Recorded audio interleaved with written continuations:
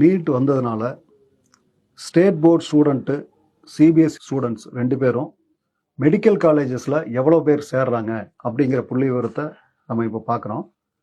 2014 ஒரு ஸ்டூடெண்ட் கூட, ஒரு சிபிஎஸ்சி ஸ்டூடெண்ட் கூட தமிழ்நாடு கவர்மெண்ட் மெடிக்கல் காலேஜில் தான் சேரல. நீட் வந்ததுக்கு பின்னாடி 2021-22 1604 பேர் சிபிஎஸ்சி ஸ்டூடெண்ட்ஸ் இன்க்ரீஸ் ஆயிட்டாங்க. 0ல் இருந்த ஸ்ட்ரென்த்து 1604 மாறிடுச்சு. அதே 2022-23 1830 பேர் போகிறாங்க. 2023-24 2228 students CBSE students government medical காலேஜஸ்குள்ளே போயிட்டாங்க. ஆனால் 100% ஸ்டேட் போர்டு இருந்த ஸ்டூடெண்ட்ஸு கொஞ்சம் கொஞ்சமாக குறைஞ்சிக்கிட்டே வர்றாங்க. 1985 பேர் தான் கவர்மெண்ட் மெடிக்கல் காலேஜஸில் சேர்ந்துருக்காங்க.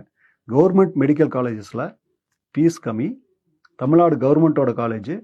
அந்த காலேஜஸில் நிறைய பணம் கட்டி படிக்கக்கூடிய சிபிஎஸ்சி ஸ்டூடெண்ட்ஸ் அதிகமான பேர் உள்ளே போயிட்டாங்க.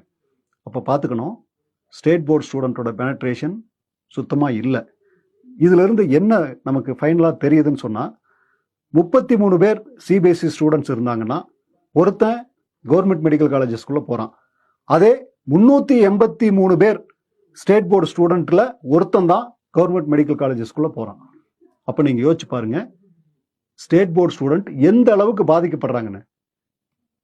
இதனால் சிபிஎஸ்சி ஸ்கூல் ஸ்டூடெண்ட்டோட ஸ்ட்ரென்த்து 25,000 பேர் இருந்தவங்க +2 எழுதுனவங்க இப்போ 75,000 பேர் +2 எழுதுறாங்க. 3 மடங்கு அதிகமாகி போச்சு. டோட்டல் ஸ்ட்ரென்த்தில் 10% சிபிஎஸ்சி ஸ்டூடெண்ட்டாக உருவாயிட்டாங்க. ஏன்னா ஸ்டேட் போர்டில் சிபிஎஸ்சிக்கு எல்லாம் மாறிட்டு இருக்கிற சூழ்நிலையில் ஸ்கூலோட எண்ணிக்கை அதிகமாயிருச்சு, சிபிஎஸ்சி ஸ்கூலோட ஃபீஸ் அதிகமாயிருச்சு. அப்போது ஸ்கூல் எஜுகேஷனில் பெற்றோர்களுடைய எக்ஸ்பென்சஸ் செலவு பண்ணுறது ரொம்ப ரொம்ப ஜாஸ்தி. டாக்டருக்கு படிக்கிறதுக்காக செலவு பண்ணுறதை விட இந்த நீட்டை கிராக் பண்ணுறதுக்காக செலவு பண்ணுறது ஜாஸ்தியாக போச்சு. எவ்வளோ பெரிய மாற்றம் இந்த 10 வருஷத்தில் ஏற்பட்டு போச்சுங்கிறத மக்கள் புரிஞ்சுக்குங்க.